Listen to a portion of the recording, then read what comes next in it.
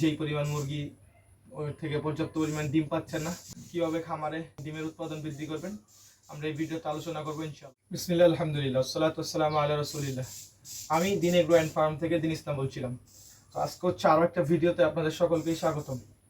আপনার হচ্ছে যারা খামার করেন, আপনাদের খামারে ডিমের উৎপাদন কমে গেছে কিংবা আপনি যেই পরিমাণ মুরগি ওর থেকে পর্যাপ্ত পরিমাণ ডিম পাচ্ছেন না, তো এর জন্য হচ্ছে আপনারা কীভাবে খামারে পর্যাপ্ত পরিমাণ ডিম পাবেন এবং ডিমের উৎপাদন বৃদ্ধি করবেন আমরা এই ভিডিওতে আলোচনা করবো ইনশাআল্লাহ। তো প্রথমে হচ্ছে ডিম কম পারার কারণগুলো আমি আপনাদের মাঝে তুলে ধরবো। প্রথমে হচ্ছে আপনার মুরগিকে যখন আপনি নোংরা পানি দিবেন, এক নম্বর কারণ, এই কারণে হচ্ছে আপনার মুরগির ডিম উৎপাদন কমে যেতে পারে।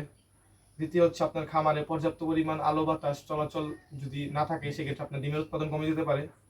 3 নম্বর হচ্ছে আপনার মুরগিকে সঠিক ভ্যাকসিন প্রয়োগ সময় মতো না করলে আপনার মুরগির ডিমের উৎপাদন কমে যেতে পারে।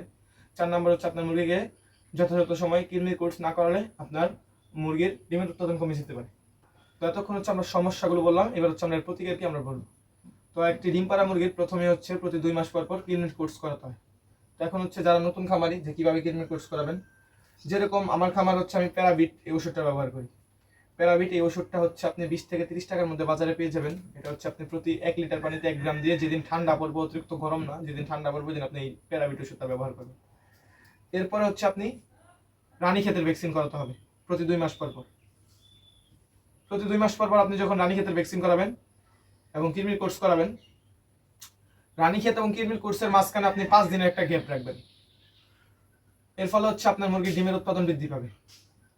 আরেকটা হচ্ছে ভিটামিন ক্যালসিয়ামের অভাব। সেটা হচ্ছে যে আপনি আপনার খামারে 3টা ওষুধ ব্যবহার করবেন। ক্যালপ্লেক্স ক্যালসিয়াম স্কোয়ার কোম্পানির, ইশেল এটা হচ্ছে স্কোয়ার কোম্পানির, আরেকটা হচ্ছে AD3 যেটা হচ্ছে ভিটামিনের কার্যকারিতা পূরণ করে।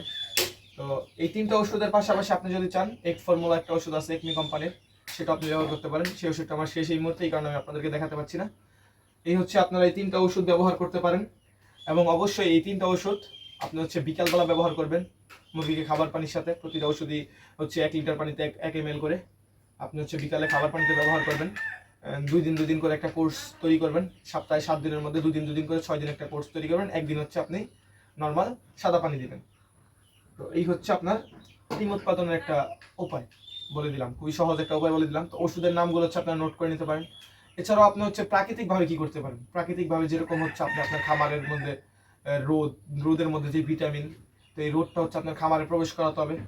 2 নম্বর হচ্ছে আপনি দিনে প্রচুর পানি পাল্টায় দিতে হবে। 3 নম্বর হচ্ছে আপনার যে লাইটের ব্যবস্থাপনা সেটা আপনাকে মাথায় রাখতে হবে। একটা মুরগিকে 16 ঘন্টা লাইট দিতে হবে, যেরকম হচ্ছে 12 ঘন্টা তো দিনের সূর্যই থাকে, এরপর হচ্ছে রাত 10টা পর্যন্ত আপনি ফার্মের একটা লাইটের ব্যবস্থা করবেন। তো এর ফলে হচ্ছে আপনার ডিমের উৎপাদনটা বৃদ্ধি পাবে। তো আপনারা যারা নতুন খামারি বিভিন্ন বিষয় জানতে চান, আপনারা হচ্ছে আমাদের সাথে যোগাযোগ করতে পারেন অথবা কমেন্ট বক্সে জানাতে পারেন। আমরা আপনাদেরকে ভিডিওর মাধ্যমে ইনশাআল্লাহ তাআলা আপনাদেরকে আমরা হেল্প করার চেষ্টা করব। সকলে আমাদের ইউটিউব চ্যানেলটিকে সাবস্ক্রাইব করুন এবং যারা টিকটকে দেখছেন অবশ্যই আমাদের টিকটকে ফলো করতে পারেন। আমাদের খামারে একদিনের বাচ্চা বিক্রি করা হয়।